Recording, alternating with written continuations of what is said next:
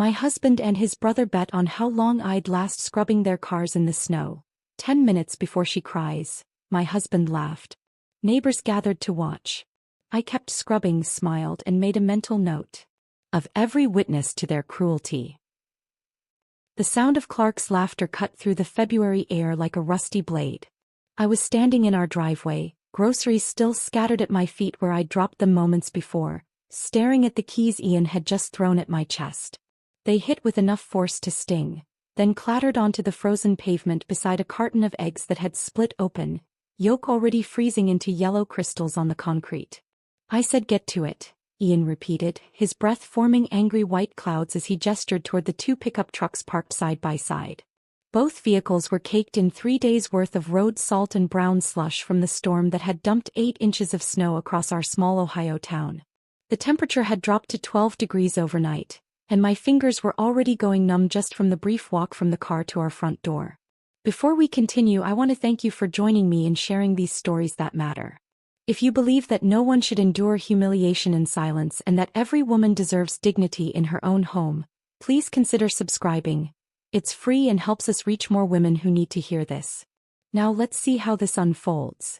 Clark, Ian's younger brother who'd been staying with us since his divorce became final, pulled a crumpled $10 bill from his jacket pocket and waved it like a flag of conquest. "This should be entertaining," he said, settling back against our porch railing with the casual confidence of someone about to watch a free show. $10 says she cries before 10 minutes are up." Ian's response was immediate and brutal. His laugh wasn't the warm sound I'd fallen in love with 23 years ago when we were both young and stupid and thought love could conquer anything. This laugh was sharp, calculated, designed to cut. 10 minutes? Clark, you're being generous.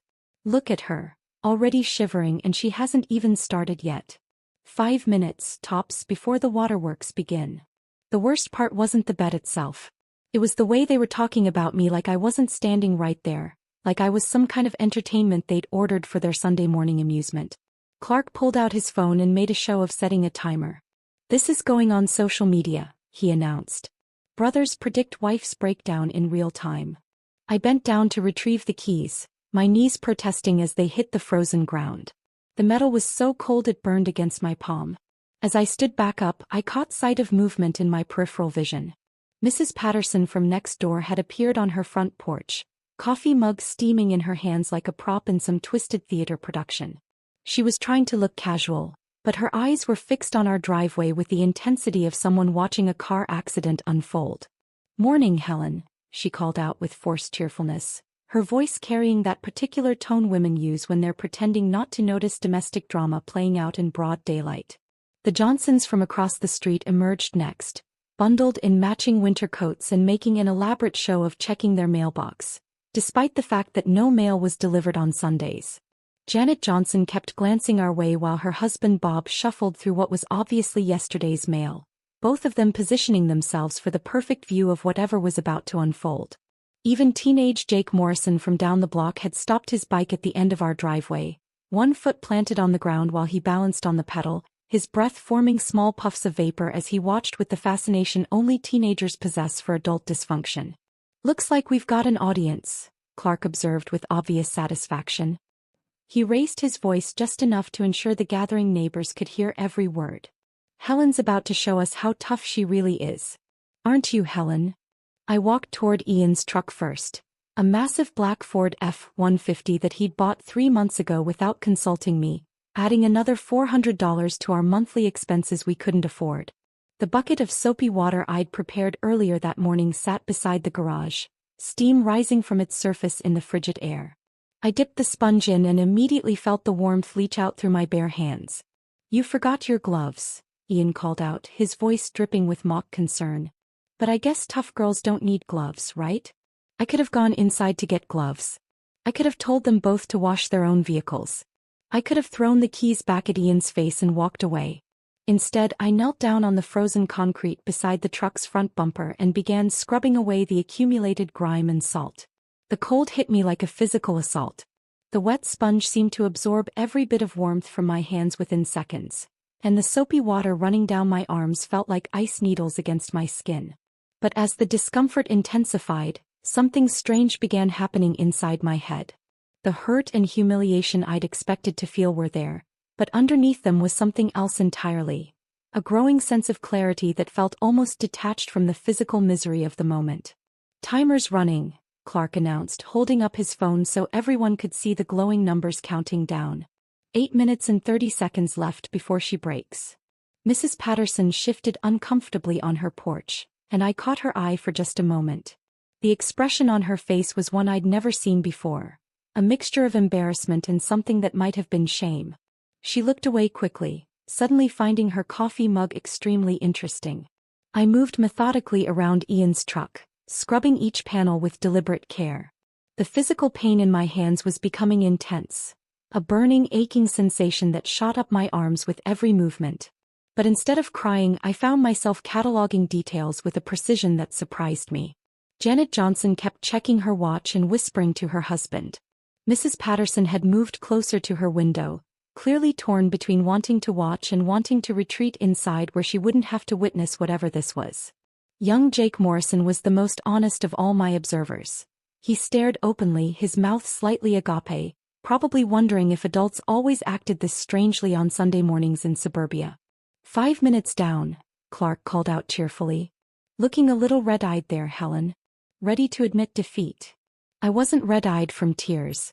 The cold wind was making my eyes water, but that was different. I paused in my scrubbing just long enough to look directly at him and smile. Not the forced, polite smile I'd been wearing for years, but something new. Something that made Clark's confident expression falter just slightly.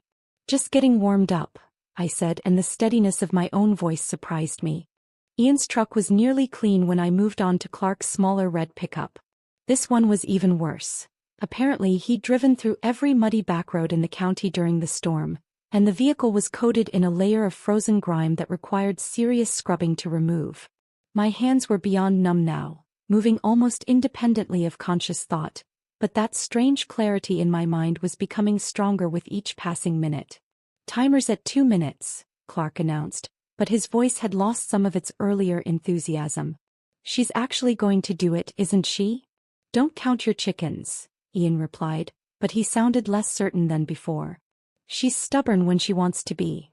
Stubborn. 23 years of marriage, and that's how he described me to his brother while I knelt in the freezing cold, washing their vehicles like some kind of servant. Not strong, not determined, not even foolish. Stubborn. Like a mule that refused to move when beaten. The final minutes passed in a blur of repetitive motion and growing internal transformation. I finished Clark's truck with 30 seconds to spare on his arbitrary timer, then stood up slowly, every joint in my body protesting the extended time spent kneeling on frozen concrete. My hands were white and waxy looking, barely capable of gripping the dirty sponge. "Well, I'll be," Clark said, genuinely surprised as he looked at his phone. 10 minutes and she didn't shed a single tear. The gathered neighbors began dispersing, the show apparently over. Mrs. Patterson retreated inside without another word. The Johnsons finally headed back to their house, their mailbox exploration complete. Jake Morrison pedaled away, probably eager to tell his friends about the weird lady who washed trucks in the snow without crying. But I wasn't done cataloging. As each neighbor disappeared, I made mental notes. Who had watched with obvious discomfort? Who had seemed entertained? Who had looked away when things became too awkward to witness? These weren't just random observations. They felt important somehow, though I couldn't yet articulate why. Ian came down from the porch, his expression unreadable. For a moment I thought he might actually apologize, might acknowledge that what had just happened crossed some invisible line we'd never discussed but had always understood. Instead he picked up the bucket of dirty water and dumped it into the storm drain. "Not bad," he said as if he were commenting on the weather. "Though you missed a spot on my tailgate." Clark was already heading inside, counting his $10 with exaggerated disappointment. "Easy come easy go," he muttered. "Thought she'd break faster than that." I stood there for several long moments after they'd both gone inside, my hands slowly regaining sensation in painful, prickling waves. The trucks gleamed in the weak February sunlight, cleaner than they'd been in months. The evidence of what had just happened was already disappearing. The puddles of dirty water would freeze and be swept away by the next storm. The scattered groceries could be cleaned up. The physical discomfort would fade. But something else had changed that wouldn't be so easily erased. As I finally gathered up the split eggs and torn grocery bags, I realized that the woman who had started washing those trucks 10 minutes ago was not the same woman who had finished the job. The transformation wasn't dramatic or obvious. It was quiet, internal, fundamental. I had smiled through their cruelty not because I was strong, but because I was learning something important about the nature of power and humiliation and the long game of marriage. They thought they had broken me down, made me smaller, proven some point about hierarchy and control. They had no idea what they had actually done. Walking toward the house, my hands still burning with returning circulation, I realized I wasn't thinking about forgiveness or confrontation or any of the usual responses to marital cruelty. I was thinking about consequences. About the difference between immediate reaction and long-term strategy. About the fact that people who enjoy humiliating others in public have usually made themselves vulnerable in ways they don't even recognize. The bet was over, but the game was just beginning. And unlike Ian and Clark, I understood that the most dangerous opponents are the ones who smile while they're being underestimated. Walking into the warmth of our kitchen, I could hear Ian and Clark's voices carrying from the living room, already recounting their morning entertainment to someone on speakerphone. Ian's cousin Mike, from the sound of it, getting a blow-by-blow account of how they'd tested Helen's limits and discovered she was tougher than expected. "Should have seen her face when I threw those keys," Ian was saying, punctuating his words with the familiar sound of a beer can opening. It wasn't even noon yet. Looked like a deer in headlights for a second there. Clark's laughter followed. The best part was when she actually smiled at the end. Like she enjoyed being put in her place or something. I set the salvaged groceries on the counter with deliberate quietness, each item placed with the careful precision of someone who had learned to move through their own house like a ghost. The carton of eggs was a total loss, but I'd managed to save most everything else. Waste bothered Ian more than cruelty ever would. The conversation in the living room continued, and I found myself listening with a different kind of attention than I'd ever paid before. Not the hurt, anxious monitoring I'd done for years, waiting for my name to come up, dreading the moment I'd become the topic of ridicule. This was something else entirely. Clinical. Methodical. Like studying a specimen under a microscope.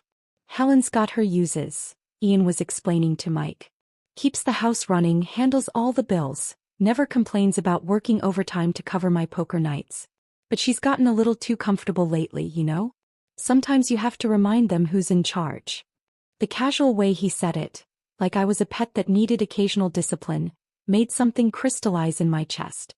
This wasn't the first time I'd overheard conversations like this, but it was the first time I'd listened without the accompanying knot of shame and self-doubt that usually came with Ian's public assessments of my worth. Clark chimed in with his own observations. "She's been different since I moved in. Plus, accommodating. Remember how she used to apologize for everything? Now she just stares at you when you correct her." "Yeah, I noticed that too," Ian agreed. "Think she's going through one of those phases women get. Probably needs more structure, more clear boundaries." I continued unpacking groceries, my movements automatic while my mind catalogued this conversation alongside every other small humiliation I'd absorbed over the years. The dinner parties where Ian would interrupt my stories to correct details that didn't need correcting. The way he'd publicly second-guess my grocery choices, my driving, my clothes, my opinions on everything from politics to the weather. The phone conversation ended and I heard Clark ask, "So what's the plan for today?" "Game starts at 1. Helen can make us some of those stuffed peppers," Ian replied. "And keep the beers coming. It's the least she can do after making us wait around in the cold this morning." Making them wait. As if I'd been the one who'd orchestrated the entire degrading spectacle. I opened the refrigerator and stared at the contents, remembering suddenly how this particular dynamic had developed. It hadn't started with public humiliation and cruel bets. It had begun with smaller things, gentle corrections that had gradually become less gentle, suggestions that had become commands, jokes at my expense that had become the standard way Ian interacted with me in social settings. The pattern had been so gradual I'd barely noticed it happening. When we were dating, Ian had loved my independence, my quick wit, the way I could hold my own in any conversation. But somewhere along the way, maybe after the first few years of marriage, maybe after his promotion at the county office gave him a taste of authority he'd never had before, my independence had become something that needed to be managed rather than celebrated. The worst part was how I'd enabled it. Every time I'd chosen peace over confrontation, Every time I'd absorbed his criticism without pushing back, every time I'd laughed along with jokes that weren't actually funny, I'd been teaching him that this behavior was acceptable. More than acceptable, rewarded. But Ian hadn't created this dynamic alone. Clark's return to town 6 months ago had accelerated everything, turned what had been private dysfunction into public performance art. The brothers fed off each other's worst instincts, each one trying to prove something to the other about masculinity and control and the proper way to handle women who'd gotten too comfortable. I pulled out the ingredients for stuffed peppers, then paused. In the drawer beside the stove, underneath the usual collection of takeout menus and expired coupons, was a manila folder I'd been avoiding for weeks. Our financial records. The ones Ian had asked me to organize and file, claiming he was too busy to handle such mundane tasks. What he didn't know was that I'd been doing more than just filing. I'd been reading, studying, discovering things that painted a very different picture of our marriage than the one Ian presented to his friends and family. The truck titles, for instance. Both vehicles were registered in my name alone, something I'd never agreed to, never signed for, never even known about until I'd found the paperwork buried in a stack of other documents Ian had asked me to take care of. My signature was on the registration forms, but it wasn't my handwriting. The forgery was obvious once you knew to look for it, but who would think to look? Then there were the credit card applications. 7 different cards, all opened in the last 2 years, all in my name, all with my forged signature. The debt was staggering, over $30,000 I'd never spent, never even known existed. Ian had been using my spotless credit rating as his personal piggy bank, funding his poker games, his bar tabs, his impulsive purchases. The loan applications were the worst discovery. A second mortgage on our house, a personal loan for $15,000, even a payday advance that was eating us alive with interest charges. All of it in my name, all of it forged, all of it making me legally responsible for debt I'd never incurred. Helen. Ian's voice called from the living room. Where are those beers? Coming, I called back, closing the financial folder and slipping it back into the drawer. But my hand lingered on the manila edge for just a moment longer than necessary. Evidence. That's what this was. Evidence of systematic financial abuse that could destroy Ian's life if it ever came to light. I carried 2 cold beers into the living room, where Ian and Clark had arranged themselves on the couch like kings holding court.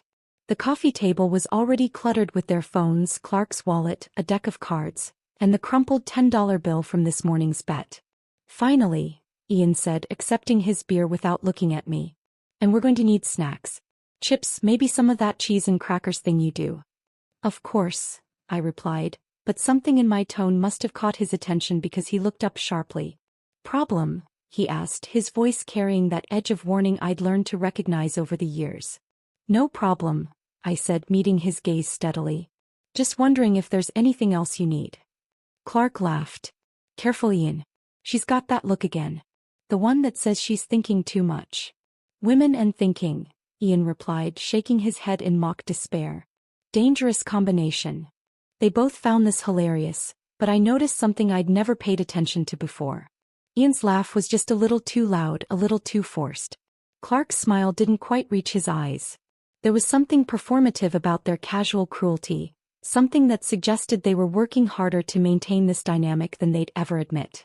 I returned to the kitchen and began preparing their snacks, but my mind was elsewhere. I was thinking about the difference between reactive and proactive approaches to problem solving. About the way Ian had trained me to focus on managing his moods rather than questioning his behavior. About how 23 years of marriage had taught me to be an expert at reading his emotional weather patterns while completely ignoring the systematic way he'd been undermining my financial independence. The stuffed peppers went into the oven, the cheese and crackers were arranged on a platter, and I delivered everything to the living room with the efficiency of someone who'd been performing these tasks for decades. But as I moved through these familiar motions, I was also cataloging information with the same precision I'd used to study our neighbors that morning. Ian's habits, his weaknesses, his assumptions about my compliance and ignorance, the way he'd made himself vulnerable by committing fraud in my name, by creating a paper trail that could destroy his reputation and his career if anyone ever bothered to investigate. Clark's dependencies, his reliance on Ian for housing, for money, for social connection. The way his own recent divorce had left him bitter and looking for targets to blame for his failures. The financial records hidden in my kitchen drawer. The neighbors who'd witnessed this morning's humiliation. The growing awareness that I'd been playing defense in a game where offense was not only possible but overdue. People like Ian don't respond to confrontation or tears, I realized. They respond to consequences. And after 23 years of marriage, I was uniquely positioned to deliver exactly the kind of consequences that would matter most. The game was about to change, and Ian had no idea how thoroughly he'd armed his opponent. The transformation didn't happen overnight. For 3 weeks after the truck washing incident, I continued my usual routines. Cooking, cleaning, managing finances, absorbing Ian and Clark's casual cruelty with the same resigned silence I'd perfected over the years. But underneath that familiar surface, something entirely different was taking shape. I began studying Clark with the methodical attention of a scientist observing a lab specimen. His patterns became predictable after just a few days of careful watching. Monday nights at Murphy's bar, usually home by midnight, stumbling and loud. Tuesday evenings nursing beers on our couch while complaining about his ex-wife's lawyer. Wednesday through Friday, a rotating schedule of local establishments where he'd drink away whatever money Ian had loaned him that week. But it was Thursday nights that offered the most interesting data. Ian's weekly poker game at the American Legion Hall meant I was alone with Clark from 7 until well past midnight. And Clark, freed from his brother's judgmental presence, drank with the dedicated focus of someone trying to erase specific memories. "You know what your problem is, Helen?" he'd said one particular Thursday, bourbon making his words thick and philosophical. He was sprawled across our leather couch, his jacket thrown carelessly over the armrest, keys glinting from the front pocket. "You think too much. Women who think too much make themselves miserable." I'd been folding laundry at the kitchen table, maintaining the perfect image of domestic compliance while internally cataloging every detail of his inebriated state. "Is that so?" I'd replied mildly. "Absolutely. Take my ex-wife. Sarah was always thinking, always analyzing, always trying to figure out what I was really thinking. Drove herself crazy with it." He took another long pull from his glass. "You're starting to get that same look. That suspicious, calculating look that says you're planning something." If only he'd known how right he was. Clark's driving was legendarily reckless even when sober, but alcohol transformed him into something genuinely dangerous.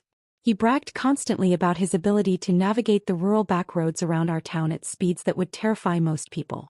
"Cops never patrol out there," he'd boast. I could drive those curves blindfolded. The irony wasn't lost on me that Clark's greatest source of pride would become the foundation of his downfall. The opportunity I'd been unconsciously waiting for arrived on a Thursday evening in March. Ian had left for his poker game with his usual collection of warnings about keeping Clark under control and making sure he didn't get into the good whiskey.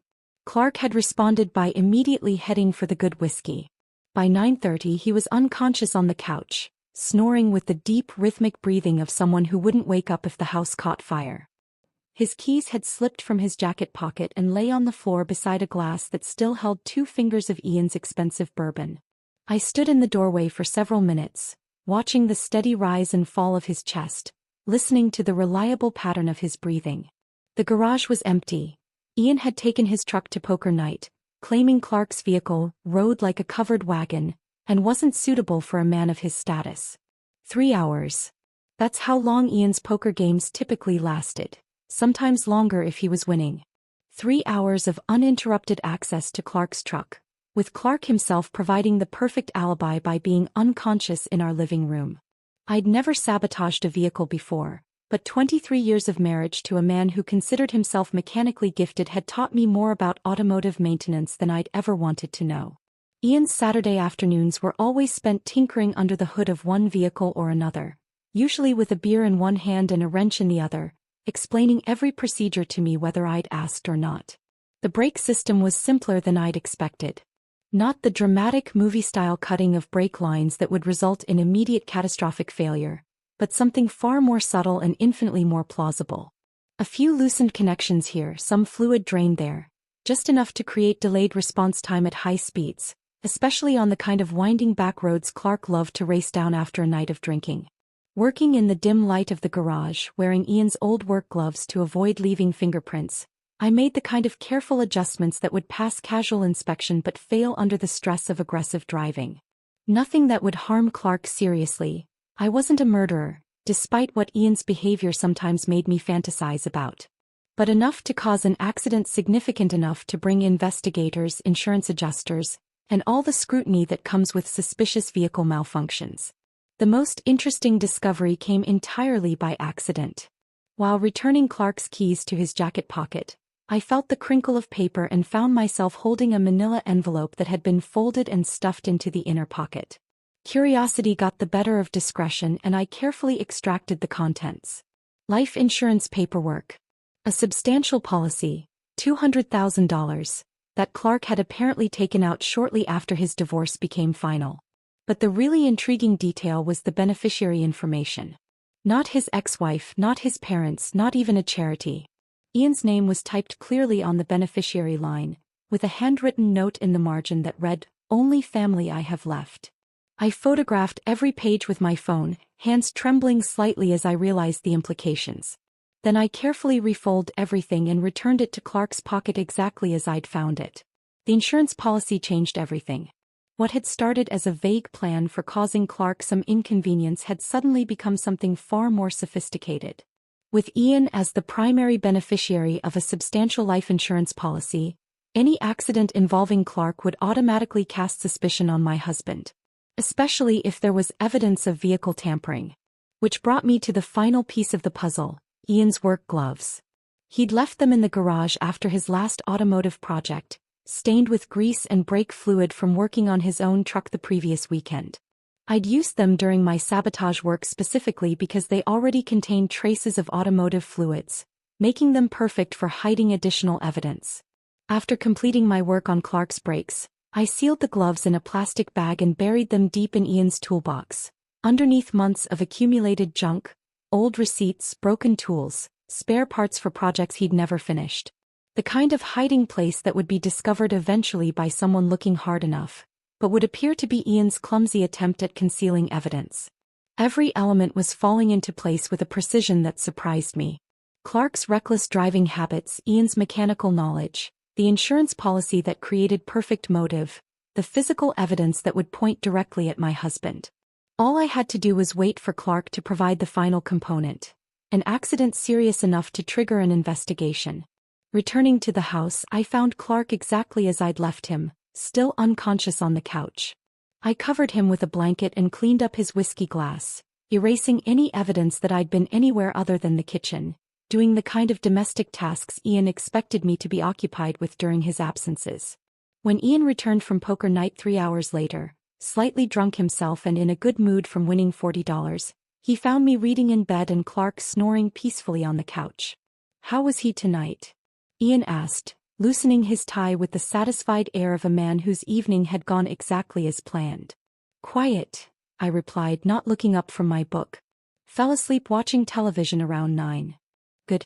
Maybe he's finally learning to pace himself."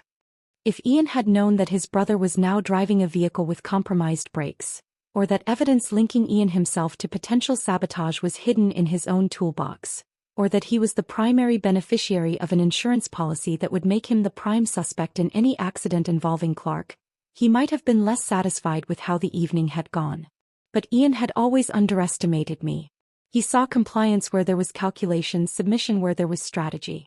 And that fundamental misunderstanding was about to become the foundation of his destruction. The pieces were in place. Now all I had to do was wait for Clark to drive himself into the trap I'd so carefully constructed. I was folding Ian's shirts when the phone rang at 11:47 p.m. on that Tuesday in late March. The caller ID showed Mercy General Hospital, and for one terrible moment, I wondered if I'd miscalculated, if my careful sabotage had been more devastating than intended. "Mrs. Davidson? This is Nurse Kelly from Mercy General. Your brother-in-law Clark Davidson has been in an accident. He's conscious and stable, but he's asking for family." Relief flooded through me so intensely that I had to sit down on the edge of our bed. How badly is he hurt?" "Broken ribs, possible concussion, some lacerations from the glass. The doctor wants to keep him overnight for observation, but he should be fine." The truck took the worst of it. Ian was already reaching for his jacket before I'd even hung up the phone. "I'll drive," he said, his face pale with genuine concern. For all their toxic dynamics, the brothers did care about each other in their own dysfunctional way. The emergency room at Mercy General smelled like disinfectant and desperation. Clark looked smaller than usual in the hospital bed, his face marked with angry red scratches and his left arm in a sling. But his eyes were alert, and when he saw Ian, his expression immediately hardened. "About time you showed up," Clark said, his voice hoarse but strong enough to carry accusation. "I came as soon as Helen called," Ian replied, pulling up a chair beside the bed. "What the hell happened out there?" Clark's gaze shifted between Ian and me, something calculating flickering behind his pain medication-dulled eyes. "Funny thing," he said slowly. "Brakes just failed. Right there on that curve by Miller's farm. You know, the one where you always said someone was going to get themselves killed someday." The casual way he said it made Ian flinch visibly. "Christ, Clark. You're lucky to be alive. That curve's taken out 3 cars in the last 5 years." "Yeah. Lucky." Clark's tone suggested he didn't feel particularly fortunate. Officer Martinez seemed real interested in the brake failure. "Said they don't usually just fail like that on a truck that's only 2 years old." I watched this exchange with the careful attention of someone monitoring a chemistry experiment. The tension between the brothers was palpable, but it wasn't the usual competitive banter they typically engaged in. This was something darker, more suspicious. A uniformed police officer appeared in the doorway, young, Hispanic, with the kind of methodical manner that suggested he took his job seriously. "Mr. Davidson? I'm Officer Martinez. I responded to your accident tonight. Mind if I ask you a few questions?" Clark nodded, but his eyes never left Ian's face. "Ask away. Can you walk me through what happened? Starting from when you left Murphy's bar." "Left around 10:30, maybe 10:45. Wasn't drunk if that's what you're thinking. Had 3 beers over 4 hours. I know my limits." Clark shifted painfully in the bed. "Took Highway 9 toward home like I always do. Hit that curve by Miller's place, touched the brakes to slow down for the turn and nothing. Pedal went straight to the floor." Officer Martinez made notes on a small pad. "Had you noticed any problems with the brakes lately? Any unusual sounds, grinding, pulling to one side?" "Nothing. Truck was running fine." Clark's gaze sharpened as it fixed on Ian again. "Course, Ian here's always telling me I should get better about maintenance. Always offering to take a look under the hood, you know? Real helpful brother." The implication hung in the air like smoke. Ian's face went through several rapid changes: confusion, hurt, and then a dawning awareness that he was somehow being implicated in his brother's accident. "Now wait just a minute," Ian started, but Officer Martinez held up a hand. "We'll need to have the vehicle inspected, of course. Standard procedure for any accident involving mechanical failure. Truck's already been towed to Peterson's garage. Should have preliminary results in a day or 2. I spoke for the first time since we'd arrived. "Officer, surely you don't think someone would deliberately? I mean, who would do such a thing?" Martinez glanced at me, then back at Clark. "Ma'am, we investigate all possibilities. Brake failure can happen naturally, but it can also be caused by tampering. We'll know more once the mechanic takes a look." The next 48 hours passed with excruciating slowness. Ian spent most of the time pacing around our house, alternating between worry about Clark's condition and growing anxiety about the police investigation. He called Peterson's garage twice on Wednesday, demanding updates that weren't available yet. "They're treating this like a crime scene," he complained to me Wednesday evening. "Acting like someone deliberately tried to hurt Clark. It's ridiculous." "Maybe they have to investigate everything these days," I replied, not looking up from the dinner I was preparing. "Liability issues, insurance requirements. I'm sure it's just routine." But I could see the doubt creeping into Ian's confidence. The casual arrogance that usually characterized his interactions with authority figures was being replaced by something that looked suspiciously like fear. The call came Thursday afternoon while Ian was at work. Peterson's garage had found evidence of tampering, loosened brake line connections and drained fluid that couldn't be explained by normal wear or accident damage. The case was being turned over to Detective Morrison from the Criminal Investigation Division. I relayed this information to Ian when he came home, watching carefully as the color drained from his face. "This is insane," he said, sinking into his recliner with the heavy movement of a man carrying unexpected weight. "Who would want to hurt Clark? And why are they looking at this like it's attempted murder?" Maybe because someone tried to murder him, I suggested quietly. Ian's head snapped up. You can't be serious. Clark doesn't have enemies. Hell, nobody even takes him seriously enough to hate him properly. But I could see him thinking, processing, starting to understand that this investigation was going to dig into every aspect of Clark's life. And by extension his own. The poker games, the money he'd been lending Clark, the constant complaints about his brother's financial dependence. Detective Morrison arrived Friday morning, a middle-aged woman with gray-streaked hair and the kind of patient demeanor that suggested she'd heard every lie people could invent. She interviewed Ian first, asking detailed questions about his relationship with Clark, their recent interactions and his knowledge of automotive maintenance. When she spoke with me, I was careful to present myself as the concerned sister-in-law who'd noticed increasing tension between the brothers but had hoped it would resolve itself. Ian's been under a lot of stress lately, I told her, wringing my hands in what I hoped looked like genuine anxiety. Money troubles, you know. And Clark staying with us has been challenging. Ian keeps joking that Clark's worth more as an insurance payout than as a house guest, but I never thought he meant anything by it. Detective Morrison's pen moved steadily across her notepad. He's made comments like that before? Oh, not seriously. At least I don't think seriously. But lately. I let my voice trail off, then added quickly, but Ian would never actually hurt anyone. He's not that kind of person. The doubt in my voice was perfect. Just enough to plant seeds without seeming deliberately accusatory. By Friday evening, the investigation had shifted into a different gear entirely.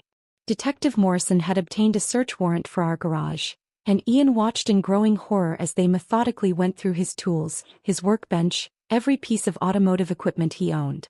When they found the plastic bag containing his work gloves, still stained with brake fluid and bearing his fingerprints, Ian's confusion transformed into something that looked remarkably like guilt to everyone watching. I don't understand, he kept saying as they bagged the gloves as evidence. I don't understand how this is happening. But Clark understood perfectly. When Detective Morrison showed him the evidence they'd collected, his suspicion crystallized into certainty.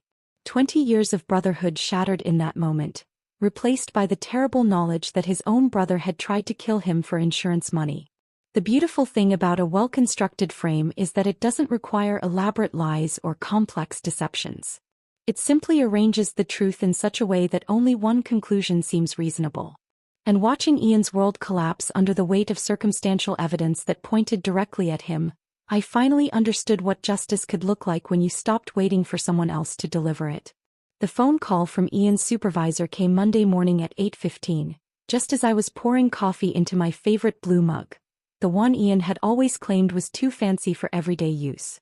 County Administrator Patricia Williams spoke with the clipped efficiency of someone delivering unpleasant news she'd rather avoid. Mrs. Davidson, I'm calling to inform you that Ian has been placed on administrative leave, effective immediately.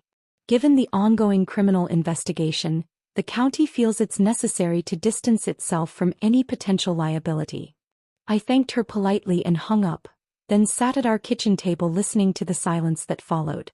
20 years of steady employment, gone with a single phone call. 20 years of Ian strutting around town with the self-importance that came from being a county employee, from having what he considered a position of authority and respect. When Ian came downstairs an hour later, still in his bathrobe, I delivered the news with the same neutral tone Patricia Williams had used with me. They can't do this, he said, his voice cracking with disbelief. I haven't been convicted of anything. Hell, I haven't even been formally charged yet. Apparently they can, I replied, buttering toast with methodical precision. Administrative leave pending investigation. Standard policy. Ian sank into his chair across from me, suddenly looking older than his 51 years. This is destroying everything, Helen. My job, my reputation, my relationship with Clark. All based on some circumstantial evidence that doesn't prove anything. I studied his face over the rim of my coffee cup. The arrogance that had defined him for so long was cracking, revealing something desperate and frightened underneath. Maybe you should call your lawyer. The lawyer, Tom Bradley, a local attorney who specialized in criminal defense, had news that made Ian's employment situation seem trivial by comparison. When Ian returned from their Tuesday morning meeting, his face was ashen. They found more, he said, collapsing into his recliner with the defeated posture of a man who'd run out of fight. Bradley went through our financial records as part of building my defense. Found all those forged signatures, the hidden debt, the credit cards and loans I took out in your name. I continued folding laundry, each movement deliberate and calm. What does that mean for your case? It means the prosecution now has a clear motive for attempted murder. They're saying I needed Clark's insurance money to cover the debt I'd been hiding from you. $200,000 would have solved all my financial problems. The irony was perfect. Ian's own financial crimes, the systematic fraud he'd committed against me for years, had become the very evidence that would convict him of a crime he hadn't actually committed. Bradley thinks they might offer a plea deal, Ian continued, his voice hollow. Reckless endangerment instead of attempted murder. Probably still looking at 2 to 5 years, but better than 15 to life. That evening, Ian tried calling Clark for the 7th time since the accident. I watched from the kitchen doorway as he listened to his brother's voicemail message, then hung up without leaving another desperate plea for Clark to call him back. He won't even talk to me, Ian said, more to himself than to me. 20 years of brotherhood and he thinks I tried to kill him for money. Can you blame him? I asked quietly. The evidence is pretty convincing. Ian's head snapped up, his eyes searching my face for something he apparently didn't find. You believe them too, don't you? You think I actually tried to murder my own brother? I considered my response carefully. I think you've been capable of things I never imagined. The forged signatures, the hidden debt, the way you've treated me in front of our neighbors. Maybe attempted murder isn't such a stretch after all. The words hit him like physical blows. I could see him processing the implication that his own wife, the woman who'd stood by him for 23 years, no longer trusted him to tell the truth about anything. Wednesday brought a visit from Ian's mother, Eleanor, a steel-haired woman who'd always made it clear she considered me an inadequate match for her son. She'd driven down from Toledo specifically to discuss the family crisis, and her position was immediately apparent. I've spoken with Clark, she announced, settling into our living room with the bearing of a queen addressing her subjects. He's convinced Ian tried to kill him, and frankly, I can understand why.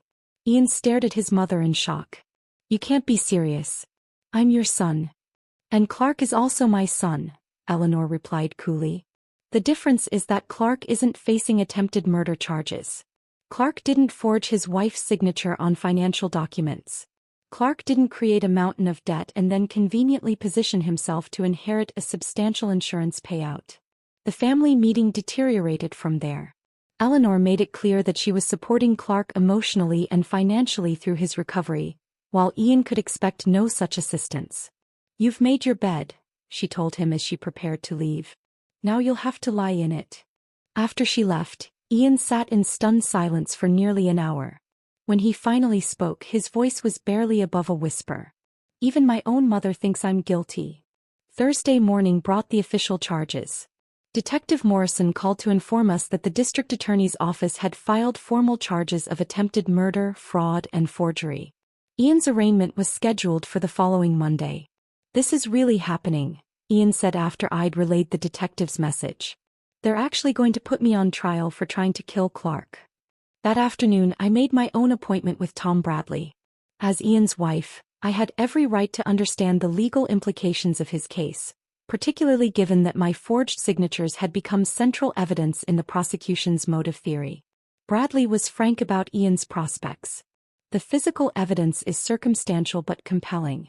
The financial evidence provides clear motive. And Clark's testimony about Ian's access to the vehicle and knowledge of automotive repair makes for a convincing narrative. What are his chances? I asked. Honestly, not good. The prosecution has built a solid case. Ian's best hope is probably that plea deal I mentioned to him. Friday evening, as Ian sat at our kitchen table reviewing the formal charges with the desperate intensity of a student cramming for a final exam, I made my decision. Ian, I said, setting a manila envelope beside his papers. We need to talk. He looked up, hope flickering in his eyes. Did Bradley call? Is there new evidence? I opened the envelope and removed the divorce papers I'd had prepared 3 days earlier. I can't do this anymore, I said simply. I can't pretend to support you through a trial where you'll be testifying about your character while I know exactly what kind of man you really are. Ian stared at the papers as if they were written in a foreign language. Helen, you can't leave me now. I need you to testify on my behalf, to tell them I would never hurt Clark. But you did hurt Clark, I replied, my voice steady despite the magnitude of what I was saying. Maybe not with brake tampering, but you hurt him. Just like you've been hurting me for years. That's different. That's marriage. That's how relationships work when you've been together as long as we have. The casual dismissal of decades of emotional abuse, delivered with such matter-of-fact certainty, crystallized everything I'd been feeling since that snowy morning when he'd made me wash trucks while neighbors watched. No, Ian. That's not how relationships work. That's how abuse works. And I'm done being your victim. That weekend, word of the divorce filing spread through our small town with the speed that only truly shocking news can achieve. By Monday morning, I'd received 3 unexpected visitors. Mrs. Patterson came first, carrying a casserole and an expression of deep regret. I should have said something that day, she admitted, standing awkwardly on my front porch. It wasn't right what they did to you. I knew it then, but I didn't want to get involved. Janet Johnson followed Tuesday evening, bringing homemade cookies and a similar apology. Bob and I talked about it for weeks afterward, she said. We both felt terrible for just standing there watching. We should have spoken up. Even Jake Morrison's mother, Lisa, stopped by Wednesday afternoon. Jake told me what he saw that morning, she said. He's been asking questions about why adults would treat each other that way. I wanted to tell you that if you ever need anything at all, we're here. The irony wasn't lost on me. The same neighbors who'd gathered to watch my humiliation were now lining up to offer support and solidarity. They'd witnessed Ian's casual cruelty that February morning, and while they'd done nothing to intervene at the time, they apparently remembered exactly what they'd seen. By Thursday, the local newspaper had picked up the story. County employee charged in brother's crash, read the headline, accompanied by a photo of Ian being led into the courthouse for his arraignment. The article mentioned the divorce filing, the financial fraud, and the insurance policy that provided motive for the alleged attempted murder. Ian called me from jail after his bail hearing. Helen, please. I need you to reconsider the divorce. I need character witnesses, people who can testify that I'm not capable of attempted murder. I listened to his plea with the same patience I'd shown while scrubbing his truck in the snow, letting him exhaust himself with promises and explanations and desperate bargaining. When he finally fell silent, I spoke quietly into the phone. You didn't need to hurt Clark to prove you were capable of hurting people, Ian. You already hurt me. For 23 years you hurt me. And you did it in front of anyone who cared to watch. The line went quiet for a long moment. Then Ian said, So this is my punishment? You're going to let me go to prison for something I didn't do? No, I replied. This is my freedom. What happens to you is just consequences.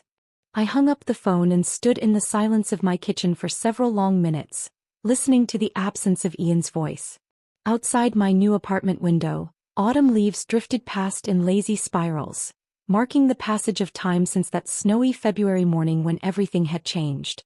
The apartment was small, just 800 square feet compared to the sprawling house Ian and I had shared for over 2 decades, but every inch of it belonged to me.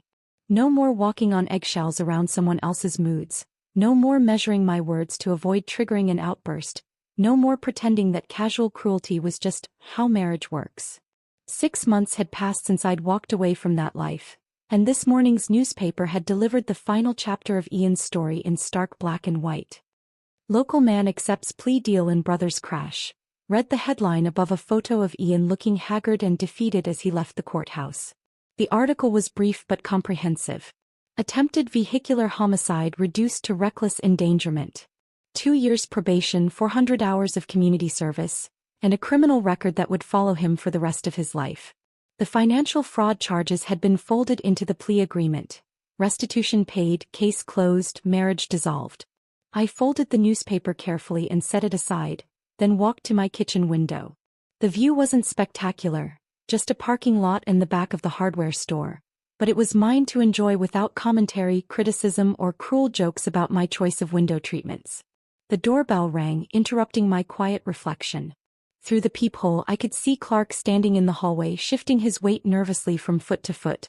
I hadn't spoken to him since that night in the hospital, Hadn't seen him since the divorce proceedings where he testified about Ian's financial desperation and history of automotive tinkering. "Helen," he said when I opened the door, his voice carrying a mixture of exhaustion and something that might have been respect. "I saw the news about the plea deal. Thought maybe we should talk."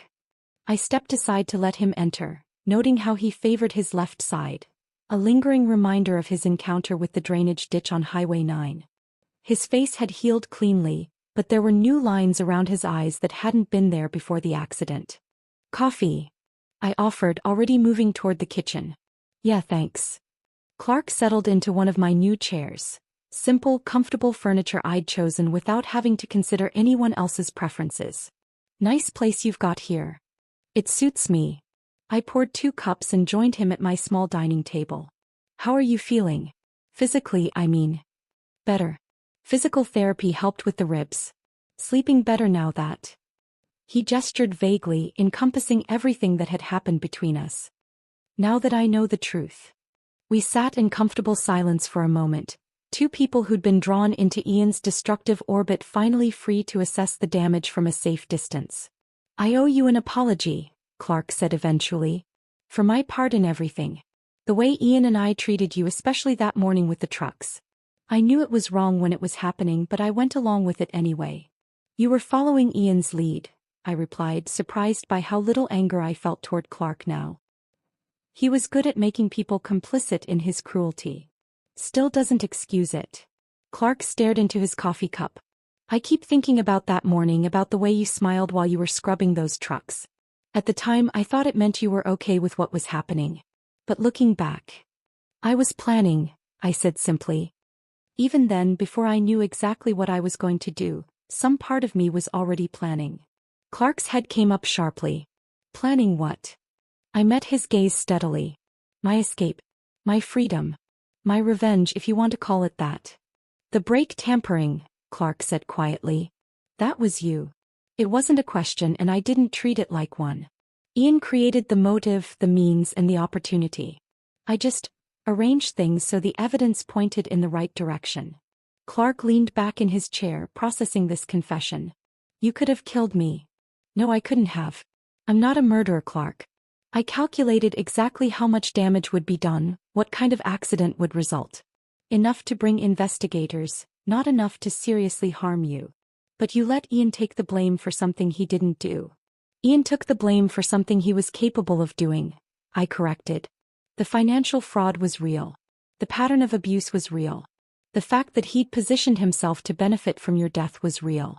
I just helped justice find its way to the right conclusion." Clark was quiet for a long time, working through the implications of what I'd told him. Finally, he asked, "Why are you telling me this now?" "Because it's over. Ian can't hurt either of us anymore, and you deserve to know the truth." I paused, considering my next words carefully. "And because I needed someone to understand that the woman who smiled while washing trucks in the snow wasn't weak or broken. She was dangerous." A slow smile spread across Clark's face. "You know what? Good for you. Ian had it coming, and we both know it. You're not going to turn me in?" "For what?" "Ian pled guilty to reckless endangerment. Case closed. Besides," Clark's smile widened, "I'm not exactly the victim here, am I? You saved my life by getting me away from Ian before he really did try to kill me." After Clark left, I walked through my apartment with new eyes. Every piece of furniture, every decoration, every decision about how to arrange my space. All of it chosen freely without consultation or compromise. The financial settlement from the divorce had been substantial once Ian's hidden assets were discovered and liquidated. Both trucks, legally registered in my name despite Ian's forgery, had sold for enough to pay off his fraudulent debts with money left over. The irony of Clark's insurance settlement helping fund my new beginning wasn't lost on me. $25,000. Clark's decision to settle with the insurance company rather than pursue a lawsuit had covered my moving expenses and the deposit on this apartment. That afternoon, I drove through my old neighborhood, past the house where Ian and I had played out the final act of our marriage that snowy February morning. A for sale sign stood in the front yard, and I felt a strange sense of closure seeing it. Ian had been forced to sell when he couldn't make the mortgage payments without his county salary. Mrs. Patterson was working in her garden when I pulled up to the curb. She looked up, recognized me, and walked over with the careful courtesy of someone who'd learned important lessons about minding her own business. "Helen, how are you? You look wonderful." I did look wonderful, I realized. Better than I had in years. "I'm doing very well, thank you. How's the neighborhood?" "Quieter," Mrs. Patterson said diplomatically. "The new family that bought the Johnsons' place is lovely. Young couple with twin boys. Very polite." We talked for a few more minutes about inconsequential things. The weather, changes in the neighborhood, her grandson's upcoming graduation. But underneath the pleasant small talk was an acknowledgement of everything that had happened, everything we'd both witnessed and learned from. As I drove away, I caught sight of Jake Morrison, no longer a teenager but a young man now, washing his car in his parents' driveway. He looked up as I passed, raised his hand in a brief wave, and I wondered what lessons he'd carried from that February morning when he'd watched two grown men humiliate a woman for their entertainment. That evening, I sat on my small balcony with a glass of wine, watching the sun set over a town that had reshaped itself around Ian's scandal. He'd become the cautionary tale parents told their children, the example wives cited when their husbands pushed too far, the proof that consequences could find anyone anywhere, if the right person decided to deliver them. I wasn't angry anymore. That revelation had come gradually over the past 6 months, the rage and resentment slowly dissolving as I built a life that belonged entirely to me. Ian had tried to make me small, insignificant, disposable. Instead, he'd created someone capable of patience, planning, and perfectly executed revenge. The woman who'd smiled while scrubbing trucks in the snow had been planning her escape the whole time, even if she hadn't known it yet. And now, sitting in the quiet sanctuary of her new life, she could finally appreciate the elegant symmetry of it all. People forget words, but they never forget how you made them feel. Ian had made me feel powerless for 23 years. Now he understood exactly what powerlessness felt like, and he'd have 2 years of probation to think about how he'd earned it. The neighbors who'd witnessed my humiliation that February morning had become witnesses to something else entirely, proof that sometimes the quiet ones are the most dangerous of all. If this story of calculated revenge had you holding your breath, hit that like button right now. My favorite part was when Helen calmly handed Ian those divorce papers while he begged for her support. What was your favorite moment? Drop it in the comments below. Don't miss more jaw-dropping stories like this. Subscribe and hit that notification bell so you never miss an upload.